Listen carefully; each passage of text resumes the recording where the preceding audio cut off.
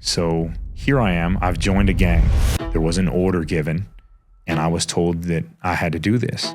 3 of them get in a car behind me and follow me. We proceeded to a location of someone's residence, and I shot out of the car.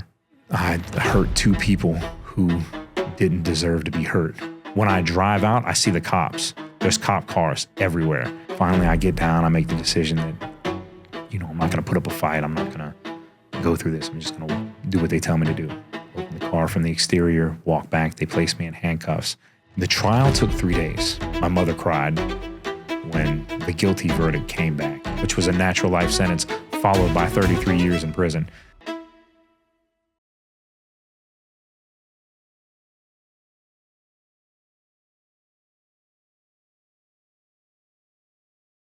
I mean, man, taking a knife. I mentioned sometimes the remedy is worse than the actual affliction. Getting car, would they do like pull out a flame or something and try to a lighter and burn that? That probably didn't help with the pain either. It was just around the edges. It wasn't a bad deal, but we were inexperienced. They put cobwebs inside of the wound to make it sticky. And it just heals. It just heals. Some wounds don't heal, though. I saw they brought a guy to me once because I had been so experienced with knife wounds in my own body and dealing with violence again, that I was considered an expert on these things at 20. How many times have you been stabbed? Twice. Twice? I've had knives pulled on me, I don't know how many times, but I've went in head first on a lot of guys aren't committed to it. If somebody was committed to it, you're not trying to go head first into a situation like that. But a lot of guys pull that out as a defense mechanism. Some people will even swing on you as a defense mechanism. They'll swing on you out of fear. So it's a different kind of attack. People will get afraid and they'll just swing. It's not meant. There's no heart in it. There's no real coordination to it. Things like this happen. As long as you're not afraid in this situation and you keep your cool and you get that cold face, you rule your face, most people will leave you alone. They'll be like, all right, this guy means business. It's in his eyes, So these situations come up. They brought a guy to me once and he had a puncture wound in the front of his stomach from an ice pick. And what it does is it makes like a little volcano and the blood can't get out. It weeps. It's a weeping wound. And the blood builds up on the inside as the wound tries to close around that puncture, and it builds up internal bleeding. And that's what'll kill you. They brought this guy to me and he's like, man, am I straight? Am I going to make it? I'm going to straight. And I could see the wound weeping. I'm like, no, you need to go to medical, man. You're stuck. Because he's trying to avoid dealing with the cops. And he wanted an opinion. This guy's 35 years old and I'm 20. And you're coming to me for an expert opinion on this. Like there's 5 people standing around and they're like, what should he do? That was that leadership. That was that being calm in the face of difficult situations. It was hard. It was hard to learn at a young age. At what point do you decide to turn the corner and start using your leadership ability for other purposes, right? Maybe making some separation from the organization and just going in a whole new direction. It was after my next institution. My next institution was Jackson CI. Jackson CI was the most violent institution I had been to. Not only the level of violence, what was going on, but the frequency of it. This was the first time I'd saw an ambulance parked in a parking lot all day as they wait for things to happen. It was almost expected on a daily basis that something was going to happen there. And I've seen the guards discharge firearms from the guard towers there because situations got out of control. It was a scary place for a lot of people. There was a guy there another guy had pulled a knife on him and tried to rape him and was like going through like an oral sex rape, and the guy bites his penis off, bit the tip of his penis off and spit it out and then threw the guy over a rail. Wait. The guy that was attacking was the one that bit, no, the one that was being attacked. He bit and Kind of self-defense. I guess if that's what you want to call it. I guess if that was his best defense. Yeah. But these things happened. There was a lot of guys getting thrown over rails. There was a lot of stabbings. It was to the point that the violence there in one of the dorms that I lived in there, and it wasn't always like this. It was just a time period where it got like this. In one of the dorms that I lived in, the warden put a box in the back of the dorm. And this was before cameras. They put a box in the back of the dorm, and in that box was a piece of paper with a signature spot for every 15 minutes because the officers didn't want to walk through the dorms. They're like, we're not walking through there because every time we go through there's something going on. But the warden's like, if this paper isn't up to date when I walk through here, you're fired. So they literally put a little wooden box with a little key slot that they could open up in the back of the dorm because the officers didn't want to walk through there. That's how violent these dorms were. It was just a crazy place. It was a very, very crazy place. And obviously it wasn't CM. No, this wasn't wasn't closed CM. management otherwise. Yeah. Open population. But the compound would get closed once a day for violence. You know, some of it was just weird stuff, like the guy with his sexual organ bitten off. Like there's stuff that was weird like that was going on. And then sometimes it was crazy stuff. Guys getting their whole faces cut open. Like a cut on the face is usually the mark of a guy that's a snitch. So if somebody's got like a cut down their face or a cut here with a razor blade, that's $150. That's usually a cut marking that person as a snitch. But people started to cut each other without all that. You know, they weren't even trying to kill each other. They just started cutting. This was that transformation time period to where the stabbing, where people were trying to kill each other, was going into the cutting. But there were still stabbings there where people were trying to legit kill each other. There was a guy who took a hammer to two people there, caved in one side of a guy's head, and then peeled the skin off the back of another guy's head with a claw hammer.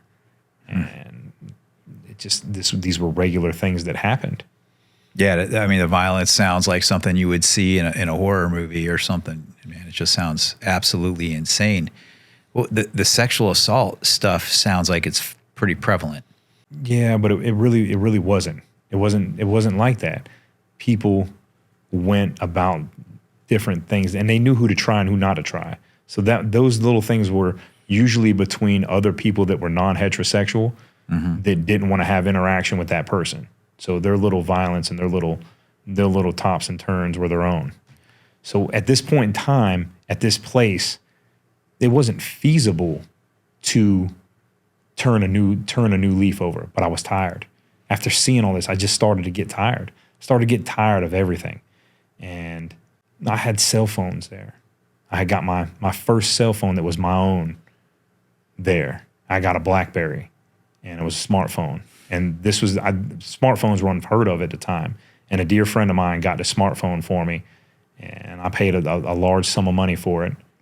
And I got to see the internet for the first time, and I got to see what it was like to talk to people on a level for the first time. And my son didn't have to pay for a phone call from me for once in his life, you know, because that was the thing. My mom would always pay for the phone calls. As he grew into a man, I refused to do that. Something I refused to do was to have my son pay for phone calls for me. And that got me in trouble because I was still using cell phones for a long, long time inside of the prison system. But I hadn't turned away from everything yet. I hadn't pushed away from it because this was my survival mode. And I was in a fight there though. And the guy had said something just out. We call it a non-direct statement, and it's an indirect comment. The guy said, "Oh, I feel like all gang members are soft." He said it out in the day room, and I was sitting out in the day room. He didn't direct it towards anybody. He was just throwing it out there. So I'm drinking a cup of water. I just got through playing basketball. Again, I was turning to playing sports and getting away from that serious face all the time. I'm drinking a cup of water, and I'm like, who is this guy talking to?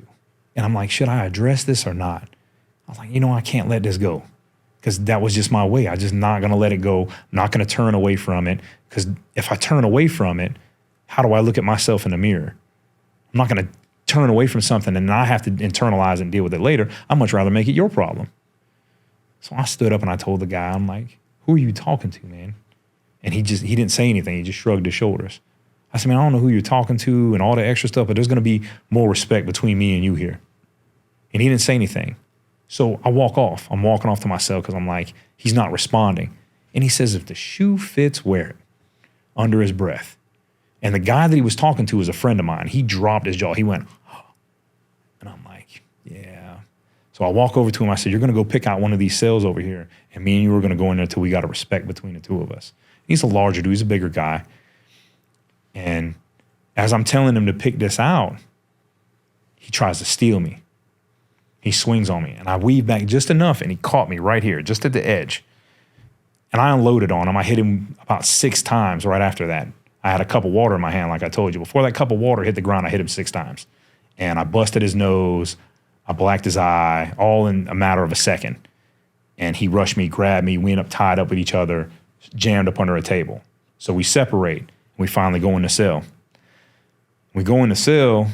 He's saying that his knees hurt because when he went down, I hooked my heel in the back of his knee and hurt his knee.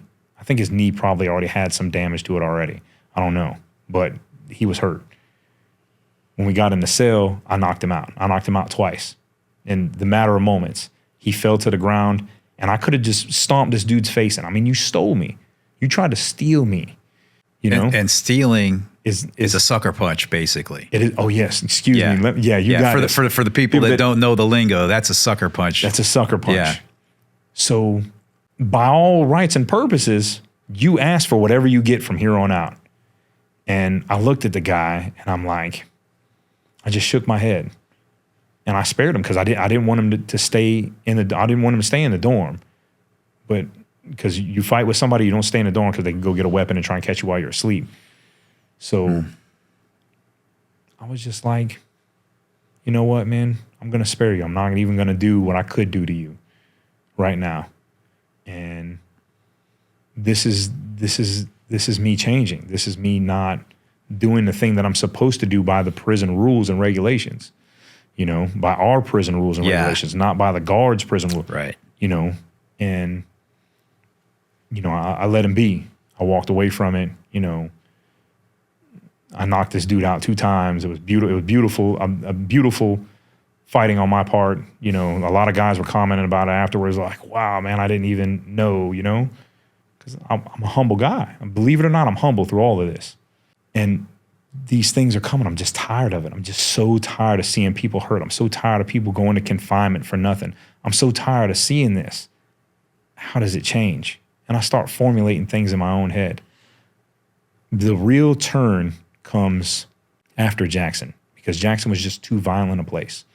And, you know, I spent 6 years there, a very long time. And that change comes, you know, this small turn starts coming. And I go to Liberty and I go to a class in Liberty in the chapel. A guy drags me up to these classes because there was a rule in prison that if you were scared, you go to church. Scared, go to church. You're afraid of prison, go to church.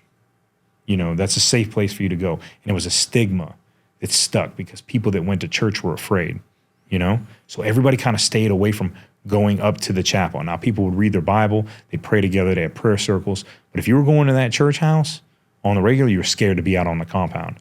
You were scared to go to rec. You were scared to go and stand in the places that men in prison stood around.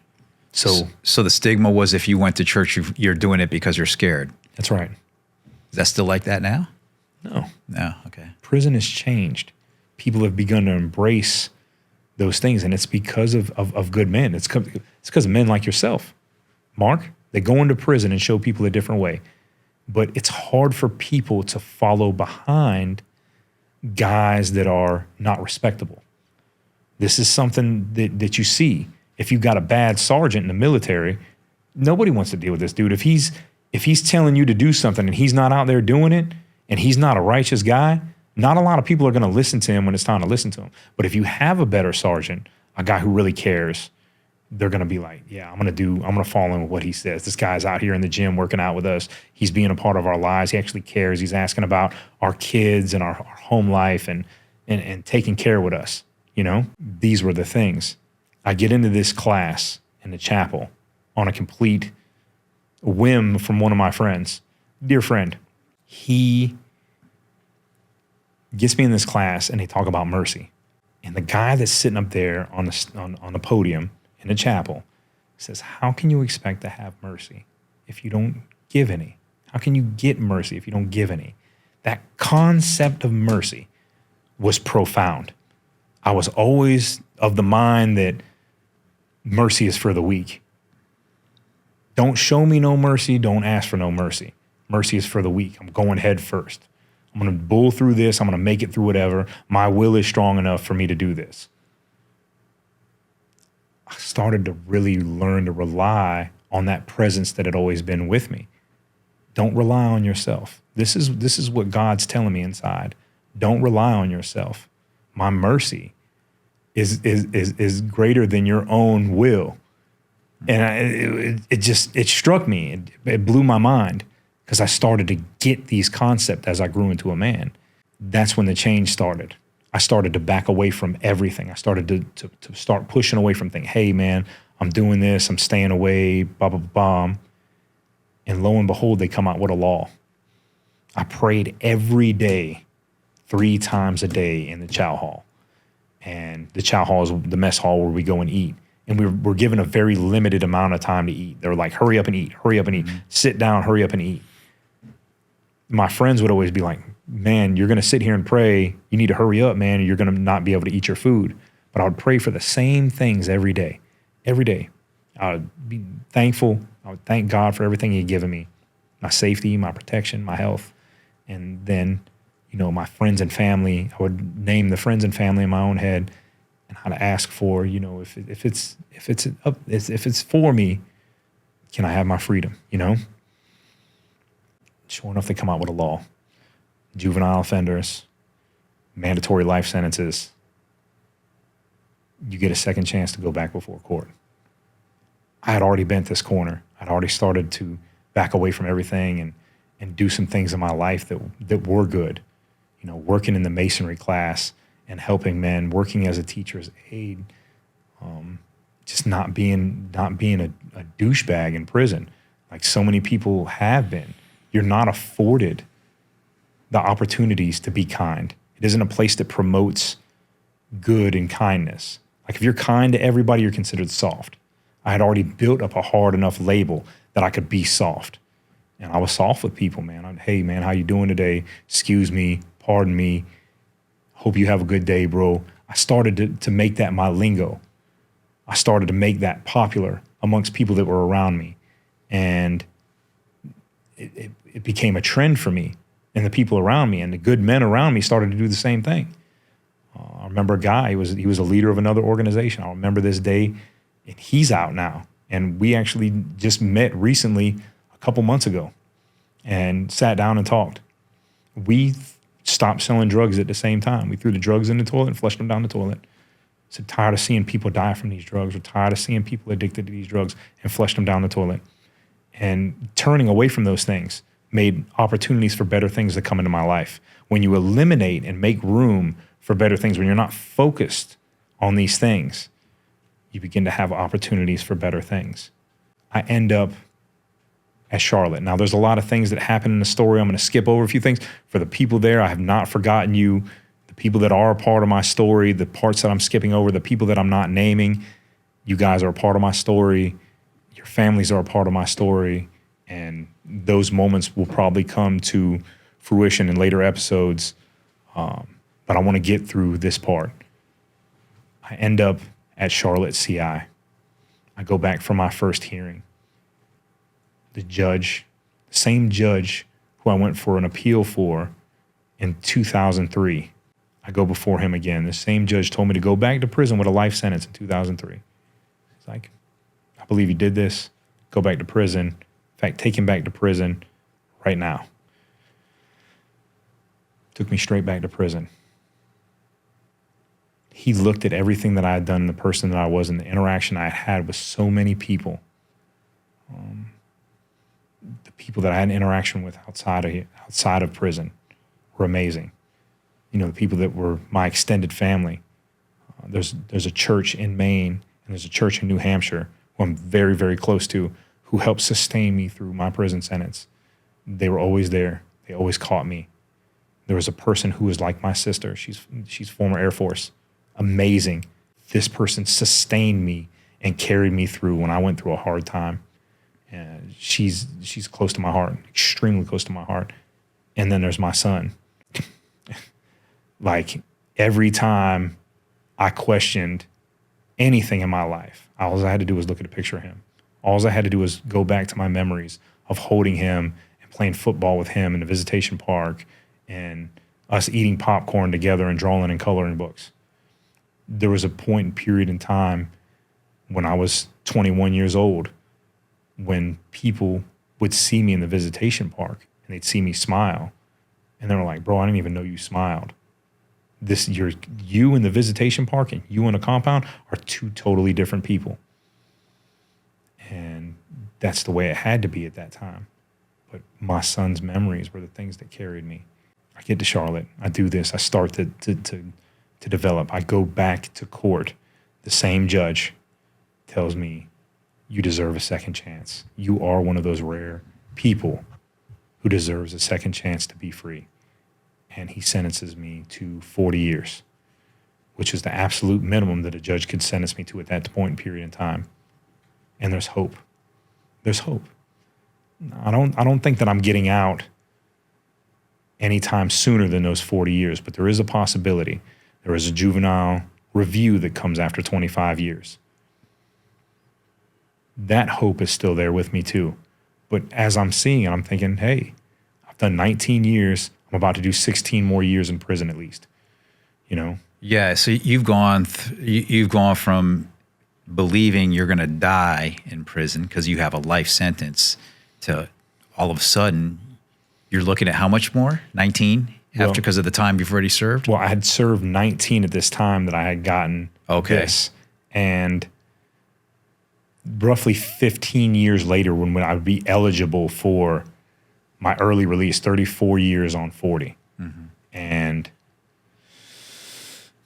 so I'm looking at 15 more years, 16 more years, somewhere around there, depending on how much gain time I get. But that's still a lot of time. A lot of people don't do 16 years in prison. Yeah. So I said, you know what? I'm going to make the most of everything from right here. I'm going to do this. I'm pushing the separation. I'm pushing away from everything. That was a huge motivator for you. Sorry to interrupt, but that changed everything for you, it sounds like. No. I had changed beforehand. It changed my outlook on freedom. But I had already started to feel this spirit in me, Mark. And the spirit told me that no matter what, if I died the next day, what I did today was going to affect people in a positive way. That was that mannerism change. That was that mercy.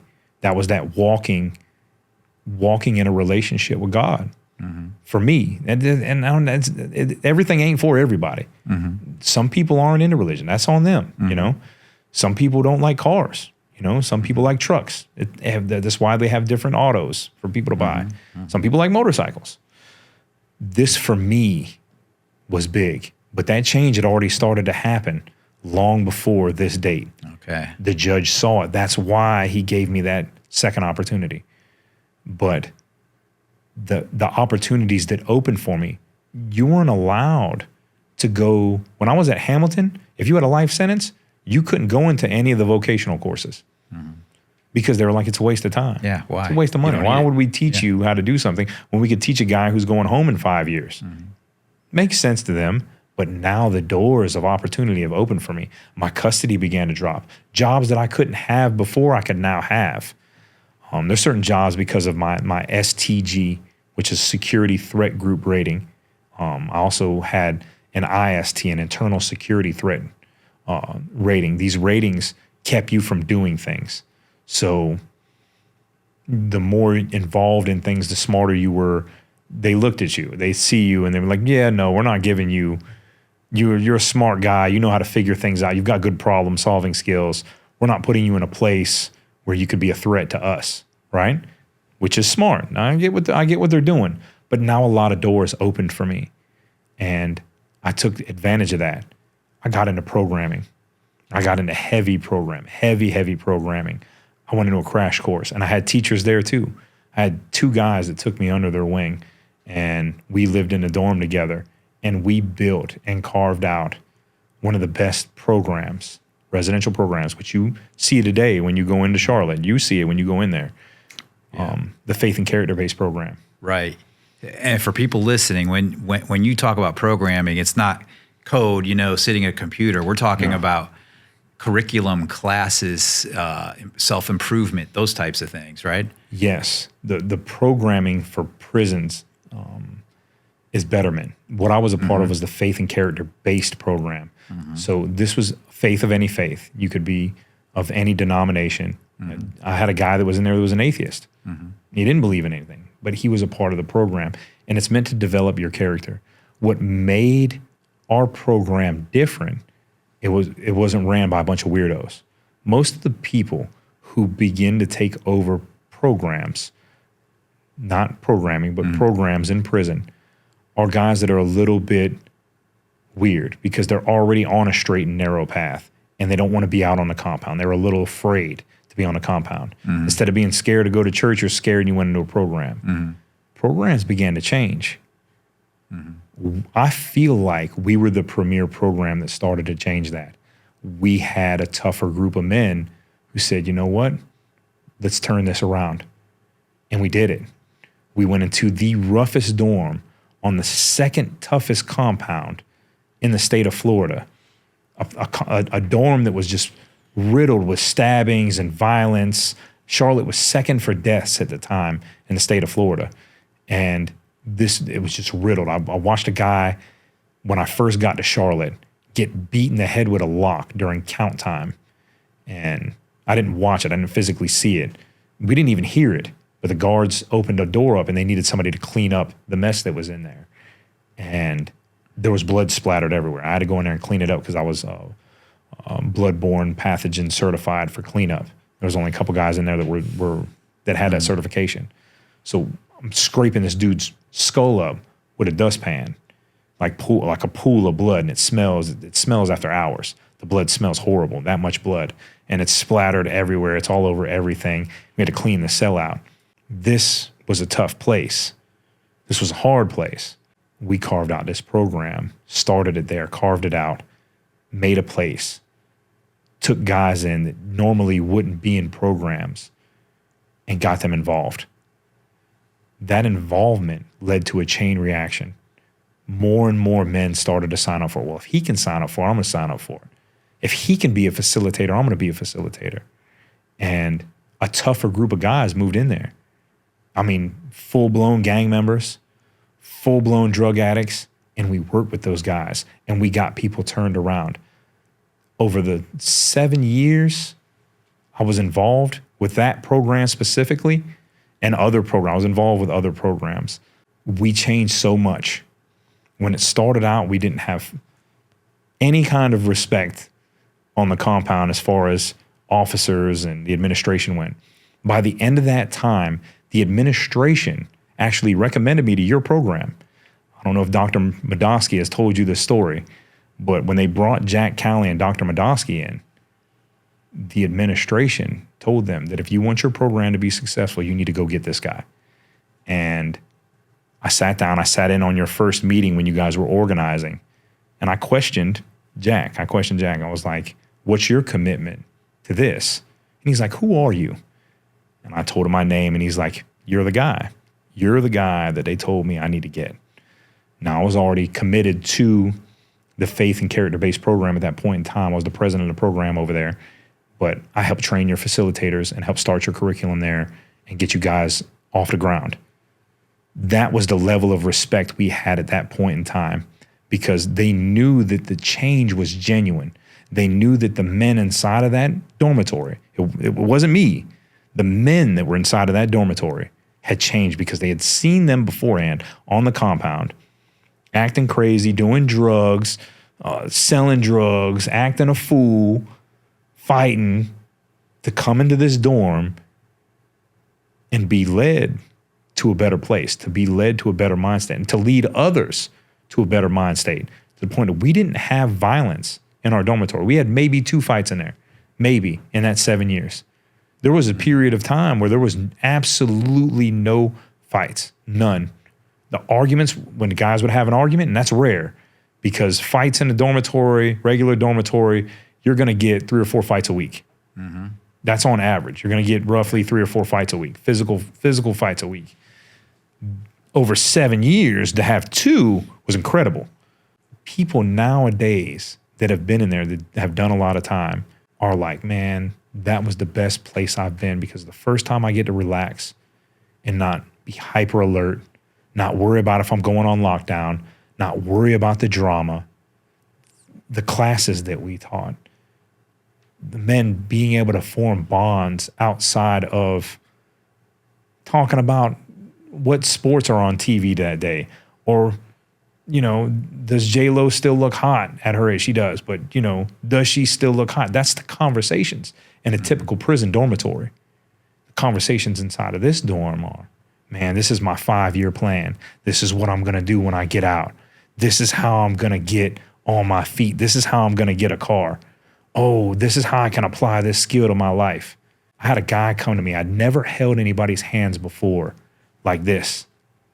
I wasn't a touchy-feely person, and prayed with them. I held this guy's hands, and he was so thankful to have somebody to pray with. And I sat there and held his hands, and I prayed with him. And a guy cried in front of me, and it was just like, wow. I had a guy stand up in the middle of the dormitory. He was part of a rival organization.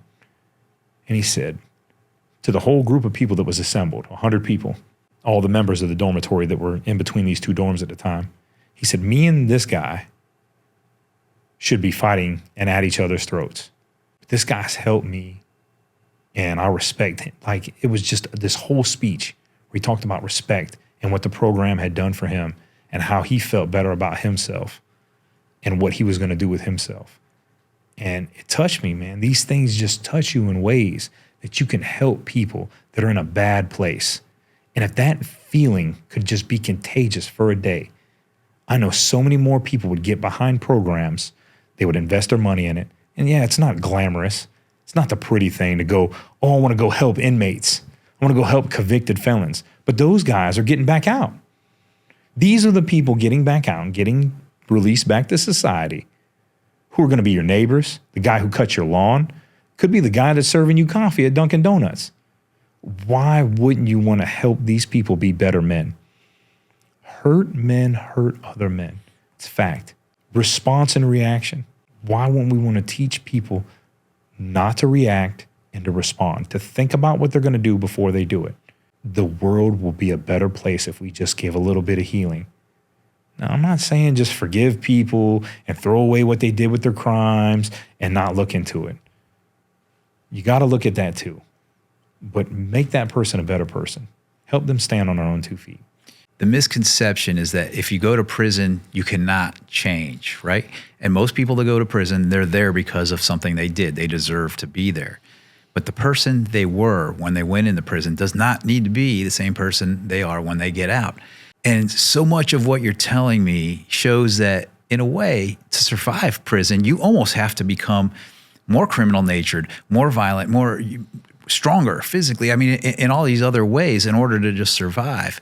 But once you bring programming in, and program that's respectable, right? That's not a hiding place. It's for guys, real men, however, whatever their background is.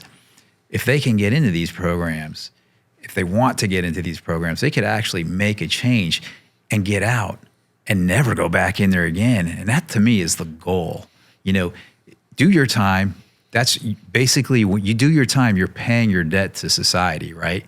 You've done what you had to do. You committed a crime. You know, no one's forgiving you for it, but you've paid the debt back. Now get out and do the right thing. Don't go back to prison again. When I started volunteering for prison, you know, I almost, you know, wasn't even sure what I was getting into. And then I went over to the Faith and Character dorm, and I was like, this is it. This is why I'm here. This is why God put me here to do this, to do what you had already been doing in there, changing men's lives for the betterment. And I mean, we're men of faith, right? one of the cool things though about the Faith and Character dorm is it's like you just said, it's open to everybody. You could be an atheist, you could be Muslim. You know, we're not pushing Christianity down your throat. I mean, for me, if everybody believes in Jesus, I love that, you know, but God created us to have a free will, believe what you want. He's not forcing us to believe anything. My work in prison felt fruitful at this point in time. And it felt like all of the things that happened during my first, because we're bouncing back and forth right now between that first hearing. You know, what happened? What transpired from this? When did this change process happen? It felt like all of the things that were said about me in my first hearing were true. I went through a lot of problems at my first hearing. My grandmother passed away during this time period. Someone else that was very dear to me passed away right before that. He was like a stepfather to me. And in fact, my stepfather died later that year. And a friend of mine who was arrested with me when I first got arrested, who had went through all kinds of problems and had dug his life back out of the trenches, had died. And just a lot of death in 2017. My grandmother was my rock. She was a part and place for me that I can't begin to describe in words. She was my safe place. My father had died 2 years beforehand. That was hard. I actually got to speak with him right before he died because I had a cell phone, I had an illegal cell phone. I ended up getting a disciplinary referral for all that he's, but I actually got a chance and opportunity to talk to him because of that, because I had that. He was on life support and in hospice and passing away after being in a wheelchair for 33 years. And I hadn't spoken to him since 1998 when I saw him in the county jail. I had not physically heard words from him, and he was a quadriplegic, so he couldn't write. My grandmother would always write and sign the cards for him when he would write to me. And I heard him. He said, "I love you, son." He was speaking through tubes that were all in his mouth. He's like, "I love you, son. I love you." And, you know, he died 2 days later. It was hard. It was difficult. It was a rough period in time to lose that first parent. But then my grandmother passed in 2017. And I had always said that I wasn't going to cry. There were 2 times that I cried, and they were close together. Once was when my son asked me in the visitation park when I was coming home. And he pulled me down. He got real close, and he squatted down. I squatted down with him. We got real close to each other, and we held hands. And he was like, "Dad, when are you coming home?" And I cried. I cried. I shed tears with him right then. It wasn't boohoo crying. It was just tears running out of his face. But it wasn't boohoo crying for him either. There was just tears running out of his face. And I told him, "Son, I couldn't lie to him. I don't know when I'm coming home." When my grandmother died, I boohoo cried. I cried like a baby. I couldn't deal with it. I sat in front of everybody. I didn't care who looked and who saw. It was just too painful. It was a piece of me that was removed from the world. And this person would never see me as a free man. I would never get to walk with her as a free man. I would never get to help her and guide her through the things that I wanted to guide her through in old age. You know, the obligations that aren't fulfilled as a man to their parents. That's not right. You have an obligation to the people who birthed you, whether they're bad parents or good parents. There is an obligation somewhere in there for you to take care of, as there is an obligation to your children that you take care of them in a younger part of their life. It's the same thing. As I went in that courtroom, I felt all of the good things that people were saying about me actually were true. You know, when I was in the courtroom and we were having this hearing before I was resentenced, I wanted to stop my appeal. My attorneys were amazing. I had the most amazing legal team that's ever been put together in the state of Florida to me. I've seen a lot of lawyers. I've dealt with I don't know how many attorneys: Michael Ufferman, Don Pumphrey, Jennifer Marshall, Heather Holmes, Dr. Heather Holmes, Kate O'Shea, those core people right there. And I'm going to give a shout out to Audra. Audra's the great one. These people helped send me home. there is nothing like them as far as attorneys goes, as far as legal team goes. They were assembled, they were put together piece by piece. I ran out of money. I couldn't pay Michael Ufferman anymore. I couldn't afford any of this. It's extremely expensive. Michael Ufferman's represented Robert Kraft in an appeal before. Like this guy gets paid to do what he does. I ran out of money. All of these people came back on my case. Michael Ufferman volunteered back on my case to see me home to where I'm at today. And he didn't have to. Nobody had to. Nobody had to put forth the extra effort. Nobody had to care. But as this happened, as these things happened, as these people were saying good things about me, you know, I gave a little bit of doubt. When I got called back into resentencing, I didn't know, I thought I might go back with life. In fact, I sat in the holding chamber before I was sentenced to the 40 years.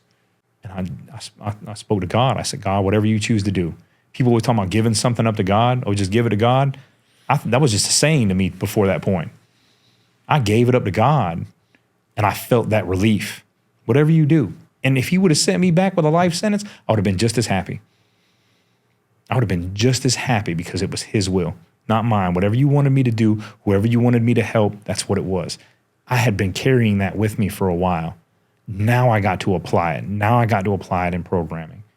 The things that happened during programming, playing basketball, working with these different chaplains, working with regional chaplaincy, meeting Mark Inch and him opening up other programs based upon the program template that we had built at Charlotte CI.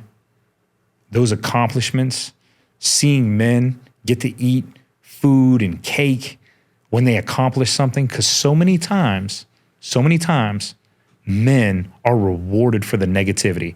If you sell drugs in prison, you carry a knife, you're violent. And I know this. Violence was my currency. Violence was my currency inside of prison for a while. I didn't need to pay for things. That dollar amount, I didn't need to go and be like, hey, yeah, I want to buy that. The face that I had inside of prison was enough for me to get a lot of things that I wanted. People would bring me things because violence was that currency. You get rewarded for that in prison. And I knew those rewards. A lot of people don't know those rewards. I gave all that up. I gave all that up to help other men, whether I was going home or not. And to see men rewarded for something other than doing the wrong things inside of the prison system was a joy to my heart. Seeing men eat chicken nuggets and get their certificate and get their picture taken and get to smile about something for doing the right thing in prison. Yeah, it's a huge thing just to get recognized for doing the right thing. It's very motivational. And you know, because you work with these men and you provide that outlet today. So the Faith and Character program, describe what that is. How does that work? Well, it's a residential program. It's 24 hours a day, 7 days a week, 365 days a year. The men live in the program. They go through classes every day. So not only do they have to maintain a job, but they have to go through the classes at nighttime or whenever they're not in their job. This takes a tremendous amount of free time. They journal every day. They do journal segments every day. There's journaling. There's mandatory activities that go on outside of just the classroom events. We have community meetings where everybody in the dormitory meets together and we talk about the current events that are going on inside of the dorm and on the compound and then with classes. We have family meetings. Sections of the dorm are broken up into families, and then those families meet throughout the week. Then we have committees. There's committees based around all, like cleaning up the dormitory will be one committee. An outreach committee to hospitality to people is another committee. Those committees meet throughout the week. We have a newsletter that we put together, and there's a newsletter committee that meets every week. We develop and we try to build men up, but keeping them busy is important. And I know this because I was busy. At one point in time when I was working inside of the program, I worked in the kitchen and I was the president of the program. And I volunteered in my off hours to do something called Storybook Dads. So during the week, I would wake up 6 days a week, and work from 2 in the morning all the way till 11 or 12, sometimes later in the afternoon, all day. I would get back to the dormitory and then I would take care of my duties as the leader of that pod. You know, making sure that everything's on schedule, encouraging men, talking with men, doing the best that I can there. On my off day, on my 7th day, I would go to classification and I would record men reading children's books for their kids. It's a program called Storybook Dads. And then we would burn the disc, put it with the book, and then send the book to the family. So the kid could read along with their father on a burnt CD, and they could read it back as many times as they want. And, you know, some guys weren't too great at reading or there were pauses, and we would do audio editing. So I learned how to do audio editing from another guy who was leaving out of doing this, and they needed a volunteer. That kind of work on my head was heavy. It was sometimes I got very little sleep, but I knew if I could do this, I knew if I could stay committed, it would reflect later on in my own character. And it did. Men recognized that. They'd be like, man, that guy went, he busted his tail working in the kitchen, one of the hardest jobs, and then come back, make sure that he's got time to help us develop and build, and then still do all these other things. If I can do it, the next man can do it. That's leading from the front. That's showing. So those guys would go to their job, they come back to their class, and a guy might be like, man, I really can't do these classes at nighttime. Is there another option? If I can do it, you can do it. If I can get up at 2 in the morning and get done at 10 o'clock at night, 9 o'clock at night, you can do the same thing. And I did this for a very long time until I just shifted over to full-time doing the program. I had to shift. I had to make the shift. It taxed me after so long. I'd already been doing this for a very, very long time, seen many men come and go. That type of level of programming and dedication was reflected. The guards saw it. Staff, the officers would definitely see it. They'd be like, you know what? This is a better place. These guys are going to do this. And if we asked them, hey, could we get this done here? They would take it and measure it and be like, you know what? You're right. But we started innovating. We started doing book clubs. We had guys that were in a book club. They would read it, so many chapters every week. And another big shout out to our volunteers. The volunteers that volunteer with this program, there was a special person. I said I wouldn't name anybody, but I'm going to name 2 people who were absolutely committed. Just their level of commitment to the programs where I was at, there's 3 people. There's a guy named Gene, there's a guy named Phil, and there's a guy named Jeff. You know some of these guys. I just saw Phil last night in the program. These guys made it possible for me to accomplish what I needed to accomplish. And there's other volunteers that have come in and out. I don't take anything from those guys. But those 3 guys were my rock when I needed to get stuff done. On the administration side, on the officer side, there were people there. Our chaplains, we had 2 chaplains come through there that work with me, and they were amazing. One of those chaplains is very much my spiritual guidepost. Another one of those chaplains, after retiring from Department of Corrections, testified on my behalf at my last hearing. We'll talk about him in a minute. A lot of good people go inside those prisons and change men for the better. And again, these are the guys that could be serving you coffee. You know, why not invest in them now? It's men like yourself who have that upstanding character, who can show men that there is a better way, that out of captivity, there can be a life.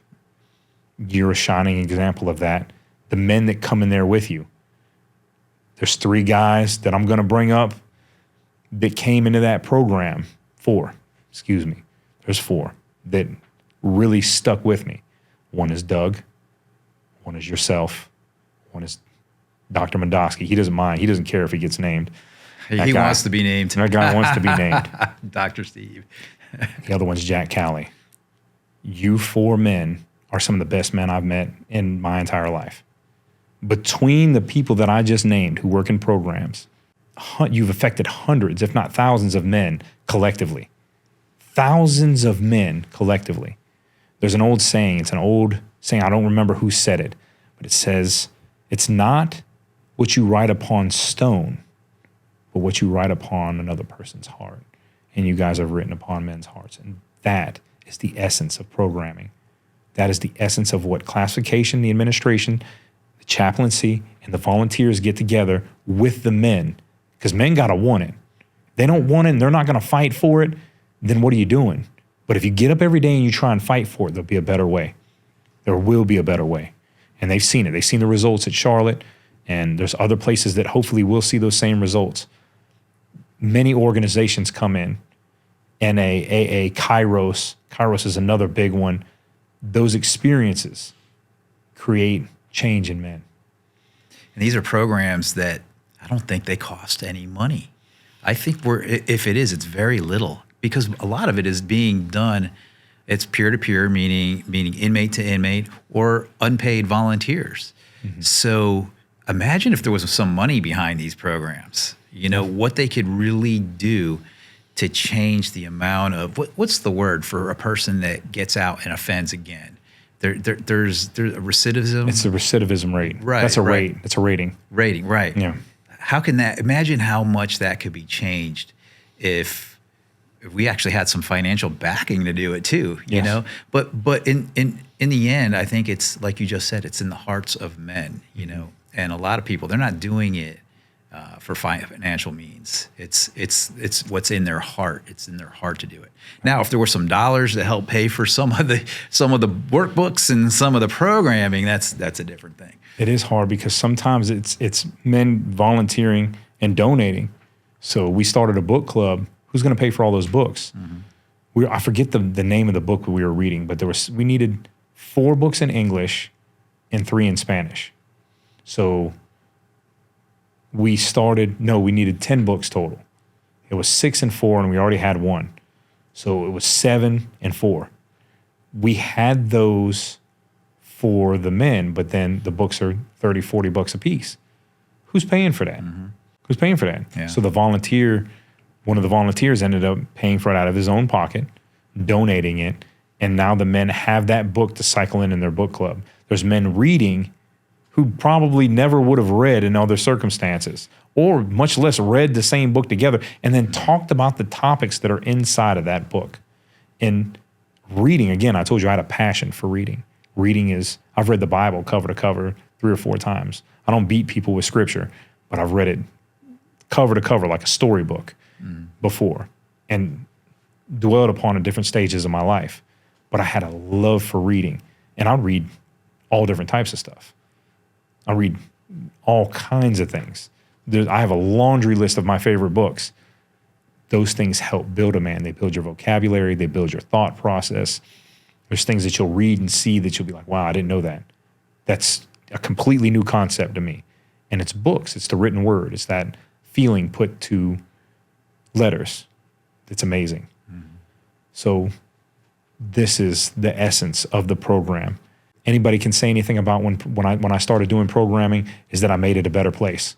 You physically could see the tangible change inside of that dorm, from how clean it was to the way the men carried themselves to the participation level inside of the program.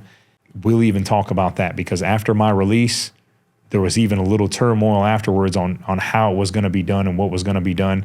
And I actually spoke with some of the people there, the administration there, and they were like, hey, you want to come back? I was like, absolutely not. No way. So this is what programming was. This is what I'd worked so hard for. And this is what I would still be working to do I'm still incarcerated. But again, there were other plans for me.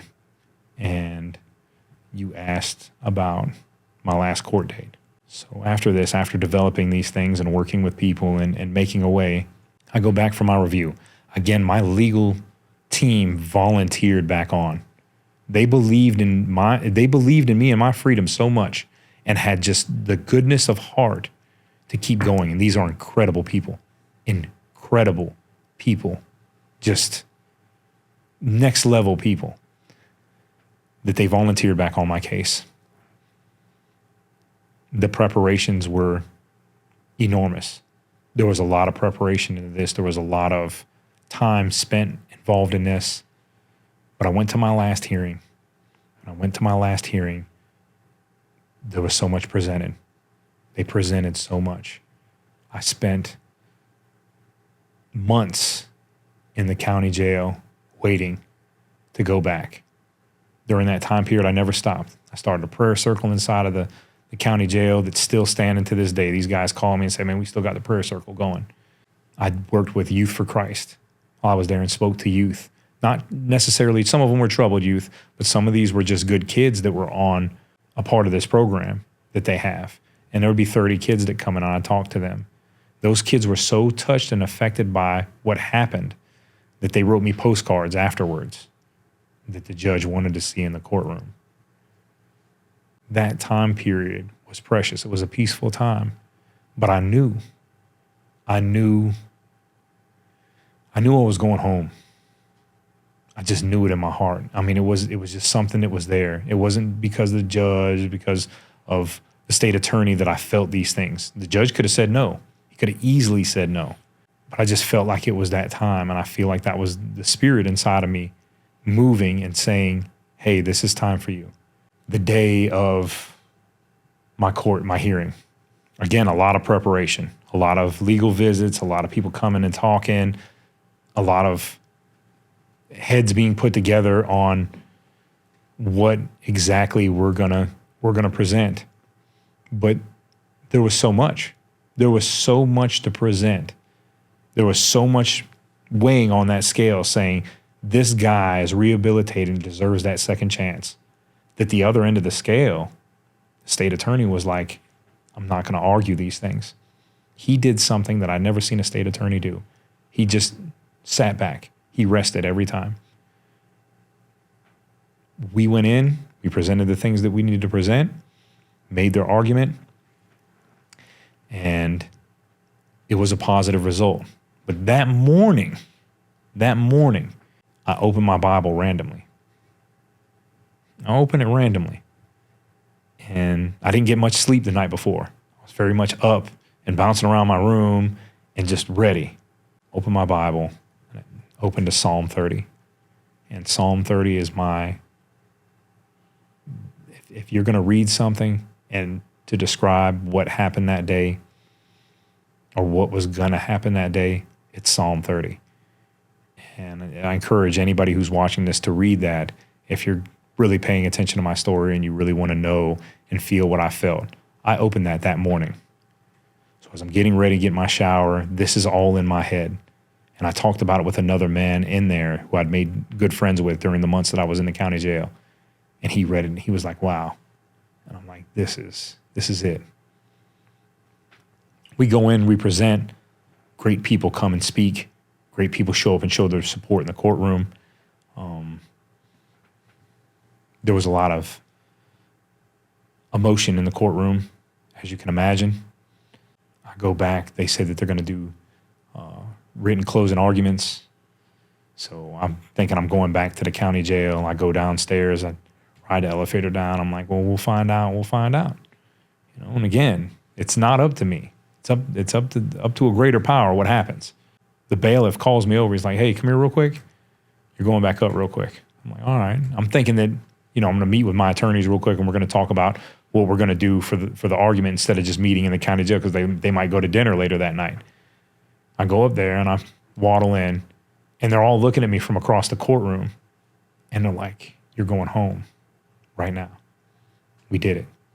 I was like, what? And I started to cry again. Here go these tears. These tears come falling down. This goes cry number 3. All right. It's all right to cry, man. What? Tell us. It was, here comes my attorney. And this guy's got on this expensive suit and I'm over here boo-hooing on his shoulder. But I cried for the people that I hurt in my life. I cried for the people that weren't there.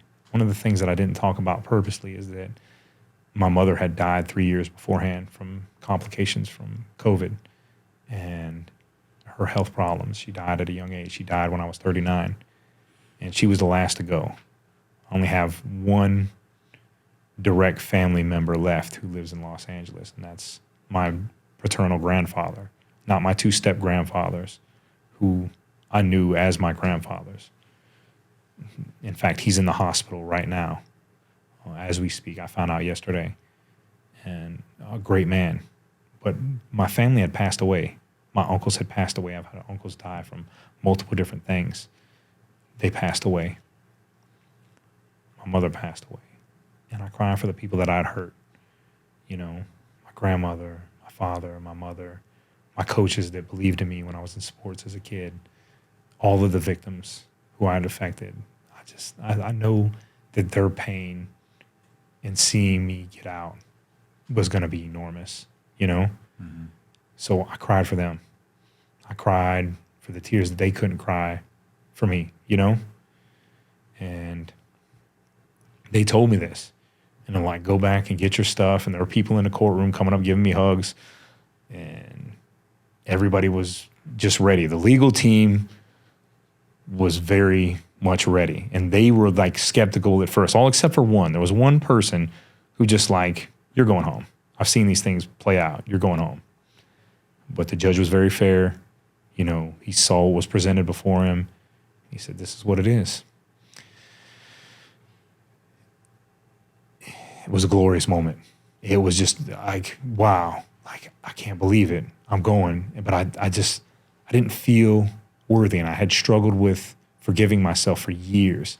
And I had just forgiven myself literally the year before. I just said, you know what, if Jesus can forgive you, if God can forgive you and grant you mercy, who are you compared to him? Why are you not granting yourself this forgiveness? And I forgave myself. After all those years, I finally forgave myself for the wrongs that I'd done.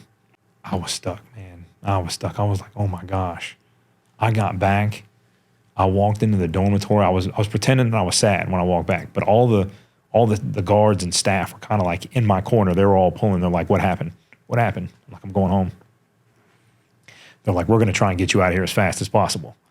And shout out to them for putting the paperwork through and getting it done and getting in touch with who they needed to get in touch with, because it took me roughly 2.5 hours, 3 hours to walk out of the county jail after getting back. That was extremely fast. Mm. I got back, packed my stuff up, said goodbye to a lot of people. When I walked in the dorm, I was pretending I was sad. And they looked at me and they're like, what's going on? Everybody's like, what's going on? What's going on? What's going on? And I said, man, praise God, man. Exalt him. Praise God, man. I'm going home. They're like, oh, and everybody's giving you hugs and everybody's banging on the table. Everybody's yelling. And it was a goodbye to a lot of good people and walking away from something that was a big part of my life, being incarcerated. And I grabbed my stuff and I took that first step out. And there goes some of my legal team. Some of them had to leave. They had other pressing matters to deal with. But 3 of them were there. And Kate O'Shea gave me my first hug. She comes running up to me and gives me my first hug. And it was like her moment too, because she works a lot of cases where people don't get a chance to walk out.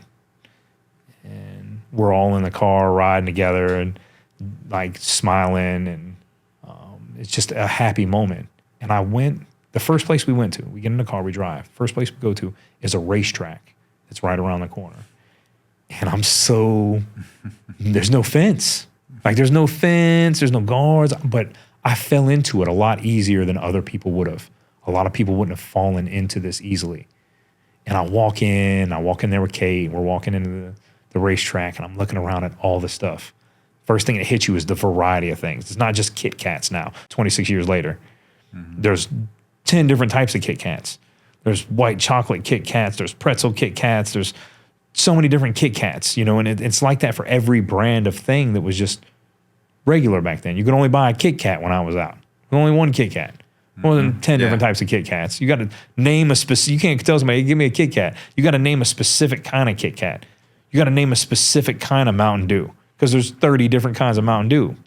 And I grabbed an orange juice real quick, and I grabbed something. I walk up to the counter, and there's a young girl at the counter. She's very pretty. And she's ringing it up. And I look down at her name, and guess what her name is? What's her name? Miracle. Miracle? That was her name. And when I walk outside, I get a message from my friend Dave, who I had done time with, and who had been out and who was in the courtroom. And he said, I've never seen a miracle before, man. This is me walking in the parking lot of racetrack where I just saw Miracle. on a name tag. And on the phone, my friend saying, I'd never seen a miracle before, man. You have created faith in me. God has created faith in me because I saw a miracle today. Got in the car. We drove to Tampa, got settled in. They got me a nice hotel room for the night, really nice hotel room. And they took me to dinner. And I went to Ruth Chris. And it was so strange. I named my steak. My steak's name was Janine. She was amazing. And we shared dinner. And it was normal and relaxed. And I was just fascinated that they were handing me a knife to eat food with. It's not for protection. Not it's for protection. eating. Yeah. And it was just, Tampa was alive, and I wanted to just do everything. I barely got any sleep. I sat out on the balcony of the hotel room and talked to my son with my feet up the whole night. And just like, you know, we just vibed, and it was just that connection, that instant connection with him. But I was extremely relaxed. Like I went and got in a pool the next morning. They had a nice pool there. And went swimming. Swam like a fish, diving in there like a kid. They're like, somebody get their 40-something-year-old child out of this pool. Yeah. And since then, man, that's a whole nother journey, man. But it was strange for it to be over. And sometimes I'll stop. Sometimes I'll stop in the middle of my day, and I'll look up at the sky, and I'll just be like, it just hits you. It's just like, I'm here. Mm-hmm. I'm alive. I survived all this. There's no fence. There's no concrete. There's no guard yelling at you to stay inside the line, or what are you doing, inmate? Mm-hmm. There's freedom. There's no pain of that axe hanging over your head, that at any moment your life is controlled by another person. You know, there's a medium of control in my life now. You know, I'm still under obligations and restrictions like everybody else. You got to go to work. You got to go. You have responsibilities. That's different. Responsibilities on a prison. That prison's gone though. There's part of it that's still here. You know, I carry that stuff with me because there's men still in there. There's good men that deserve to go home too. And I always carry those burdens. I always want to see that better. But just freedom, and the ability to get up and go get a glass of milk in the middle of the night, to call somebody when you want to call somebody, to call you, Mark, when I want to call you, and bother you. I bother you an awful lot. Yeah. I call you guys a lot. I call my Charlotte Reentry Initiative guys a lot. That first day out is something that you're probably never going to forget, man. Did anybody get any pictures, any video of that? There will be pictures and videos that will be included with this podcast. Ah, good. In fact, you have some of those on your phone. Yeah. You know, you've got a few of those on your phone, but they're just the first day. Yeah. And, you know, since then, getting in a car and driving a car for the first time, submerging my head, because there's no baths inside of prison. So when I got in that pool and submerged myself being in water, underwater for the first time, man, it's great to be free, isn't it? What? It's great to be free. What? I love it. And you know, there's incredible things that have happened. I've been blessed. My attorney, in fact, got me tickets to a game just recently, a couple weeks ago, to a Tampa Bay Lightning game that was right up by the glass, VIP, you know, full clubhouse, eat all you want for my birthday. Mark, you and Doug took me to a baseball game. Yeah, we had a blast. That was early on. I had never been to a major sporting event before ever in my life, and we had a blast. And Doug's crushing those nuts up, those peanuts, and he's crushing them up, and the shells are falling on the ground. On the floor, yeah. And I'm like, oh, he's just doing that. I want to do that too. But we had a blast, man. And that's the first time that I talked to your wife. I talked to your wife on the phone that day. We were in line, and it was just an incredible bonding experience for me and you. I got to ride in your car, which was awesome.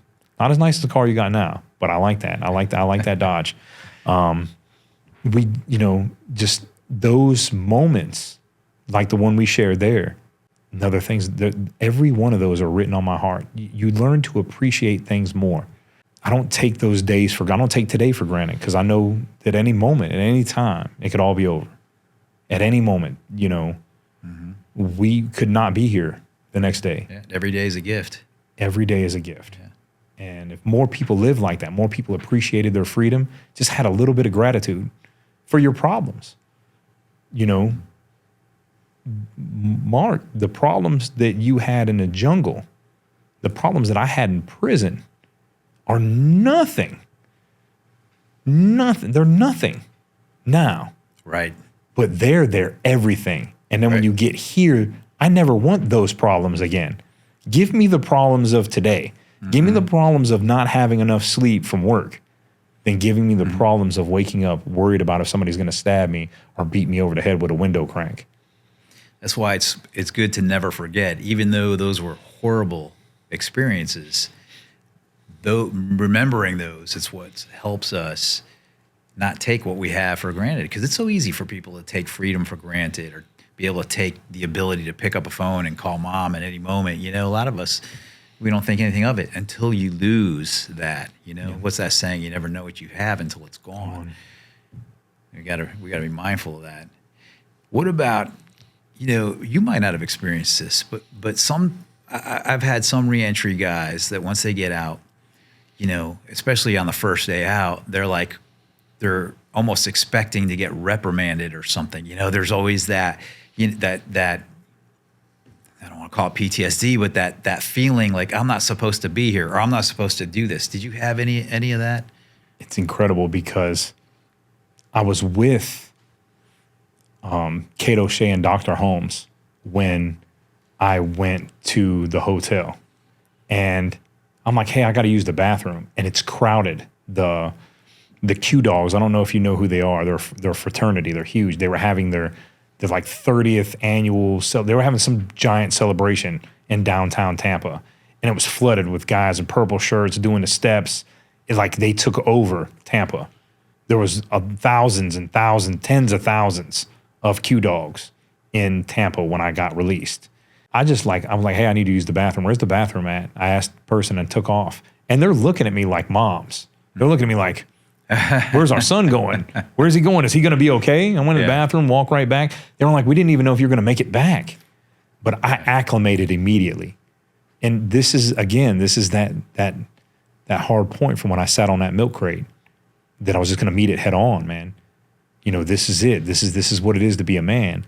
Now I run into problems. There's things that I don't understand. Like I didn't understand the automatic sinks at first. All my sinks have buttons. Nobody understands those. So I'm like doing this and I'm doing that. They never work. And I'm like, there's no handle. There's things that 26 years ago they didn't have. A lot of this stuff is different. A lot has changed. I didn't know how to use a debit card. The first place I used a debit card at was this ice cream spot because I don't drink, I don't do drugs. I needed somewhere to go, so I would always go to this ice cream spot. So I learned how to use a debit card there. I was like trying to hit it. They're like, tap it. And I like tapped it on the counter in front of it. I had to smack it on the side of the machine. What is it? Yeah, it wasn't good. Even exercise equipment has changed.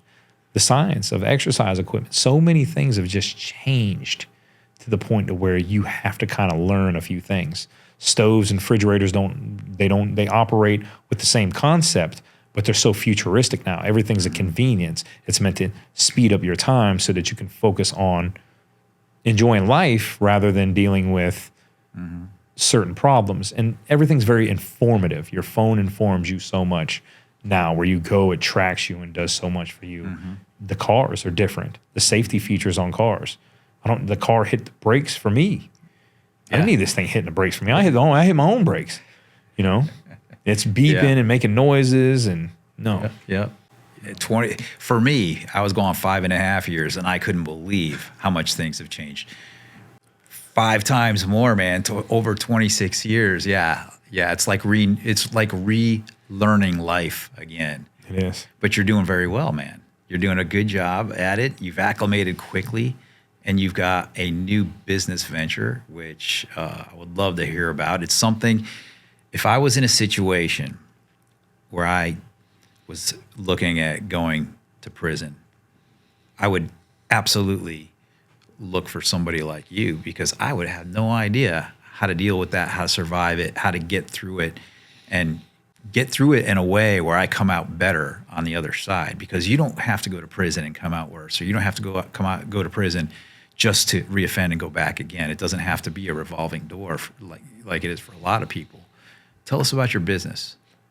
Well, my business was always a part of the dream. And again, I'm partnered with my attorney, a great man, not just a good man. And I feel like I'm his legacy. I feel like I'm Michael Ufferman's legacy. We're partnered in this business venture. He said, I want you to do this. I think you'd be good at this. And I want to work with you on another level. And him and his wife have been instrumental in guiding me through this process and using my experience and what I know to help guide other men. People that get into a problem, people that get into a situation and they don't know how to navigate prison. They don't understand it. They're having problems. They're having problems re-entering society. This is where I come in at. I come in and I consult with you. I sit down, we formulate a plan, and then we develop upon my experience and what I know and what you need in your life. Now, everything's going to be for the individual, so it's not a set practice of, oh, this is what happens and this is what happens. Every person is going to be unique. A person might be having problems acclimating to the guards. And how do I navigate this? What do I do? Other inmates are stepping to me and telling me to do this or telling me to do that. You might not know what to do. This is where that guide comes in. This is where you get prepared for something. Just the same way I had to prepare my mind when I was in CM, I get that and adopt that to another person so that you can come out and you can survive this successfully. Prison is a survival thing. You need to survive mind, body, and soul. Those are the three things that you need to leave out with. If you don't leave out with those same three things, you're leaving a part of that back inside, and it's not good.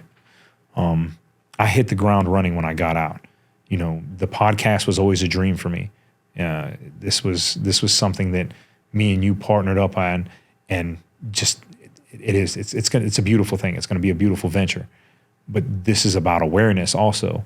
My volunteer work with Charlotte Reentry Initiative. These are things that I believe in. I also believe in helping people that are in bad situations going into prison. There's people that make mistakes. Mm-hmm. There's people that are in walks of life and they're like, what do I do? Okay, this is what you do. You call me. You call me and we work on it, okay? We continue to develop, we continue to grow, even though we're in prison. And if you don't use that time for the right things and you get caught up in bad things, then you've wasted your time. So that's what I bring to the table. That's what I'm developing upon. I'm presenting in front of multiple different groups in the coming months. I'm trying to build up a base to hopefully one day affect the prison system in a positive way, that programming is more accepted by the men and by the administration and by Tallahassee. That's my goal. So one step at a time. Yeah, no, you hit the ground running though, bro. You're doing well, man. And I just can't wait to see what's next for you. You did what you had to go through what you went through. You came out a better man for it. But I mean, what better thing to do than to spread that, and give that to others. So like I said, man, if I had to go in, I know what I would do. I would seek some kind of help. I would want a consultant to help guide me through that crazy process. Because as we just talked about, man, it's not a normal place to be, and the people that are in there, they don't have normal behaviors. And people think that all your problems are done once you leave out of prison. Reentry is another thing. Yeah. Reentry and doing the right things for reentry. If you have a family member that's locked up and they're about to get released, it doesn't stop there. It's hard to get a job as a felon. Let me tell you, it is a very difficult thing to get a job as a felon. I suffer for it now. I suffer deeply for it. Sometimes my pockets are on empty. This is a part of that. Mm-hmm. You continue to develop. You continue to build. If a person's getting out, they also need this kind of guidance. If a person wants their family member to sit down and actually get that kind of coaching, I'm here. This is not a one-step process. It's a 3-step process. Before you go in, while you're in, when you get out. Mm-hmm. Now, I've had people come to me and say, hey, I need you to talk to my kids. I need you to sit down, talk to my kids, guide them, and get them a better mentality. That's a part of this also. We have to develop as human beings. Florida Prison Consultants is about developing men, helping men, guiding them through a very tough situation. this is the way to go. Yeah, it's going to work, bro. I believe it. Well, listen, for you guys that have been watching this, if you have questions for Mike, send them in. Put them in the comments. Send them to our email. We're going to have links to your website, all your contact information too for the business, and we'll do like a Q&A at a later date. It's hard, man. I mean, how is it to try to condense 26 and a half years into just a couple of hours? It's impossible. We didn't hit everything, but there's more to discuss. And so on that, signing out. Signing out.